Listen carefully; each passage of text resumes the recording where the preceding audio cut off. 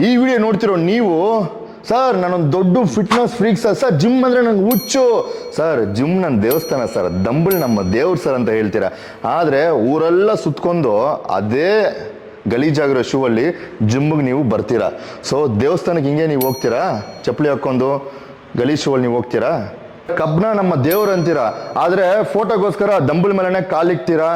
ನೀವು ಮಾಡಿರೋ ವರ್ಕೌಟ್ನ ನೀವೇ ರೀಪ್ಲೇಸ್ ಮಾಡಲ್ಲ. ದಂಬಲ್ಸ್ ಪ್ಲೇಟ್ಸ್ ಎಲ್ಲ ಅಲ್ಲೇ ಬಿದ್ದಿರುತ್ತೆ, ಅಲ್ಲಿ ಪ್ಲೇಟ್ಸ್ ಬಿದ್ದಿದ್ರೇನು ಅದ್ರ ಮೇಲೆ ನಡ್ಕೊಂಡು ಹೋಗ್ತಾ ಇರ್ತೀರಾ. ಸೊ ಇದೇನಾ ನೀವು ದೇವ್ರ ಕೊಡೋ ಒಂದು ಮರ್ಯಾದೆ? Gym is my favourite place ಅಂತ ಹೇಳ್ತೀರಾ. ಫೇವ್ರೇಟ್ ಪ್ಲೇಸ್ ಅಲ್ಲಿ ಈ ತರನ ಬೆವ್ರನ್ನ ಬಿಡ್ತಾರೆ? ಇದರಿಂದ ಬೇರೆಯವ್ರಿಗೆ ಅನ್ಕಂಫರ್ಟಬಲ್ ಫೀಲ್ ಆಗಲ್ವಾ, ಅಸಹ್ಯ ಫೀಲ್ ಆಗಲ್ವಾ, ಇದರಿಂದ ಅವ್ರಿಗೆ ಡಿಸೀಸ್ ಸ್ಪ್ರೆಡ್ ಆಗಲ್ವಾ? ಯಾಕೆ ಇದು ನಿಮ್ಗೆ ಗೊತ್ತಾಗ್ತಾ ಇಲ್ಲ? ಜಿಮ್ಗೆ ಪ್ರೋಟೀನ್ ಶೇಕ್ಸು, ಪ್ರೀ ವರ್ಕೌಟು ಎಲ್ಲ ತಗೊಂಡ್ಬರ್ತೀರಾ, ಕುಡೀರಿ, ಬೇಡ ಅನ್ನಲ್ಲ, ಒಳ್ಳೇದು. ಆದರೆ ಈ ಥರನಾ?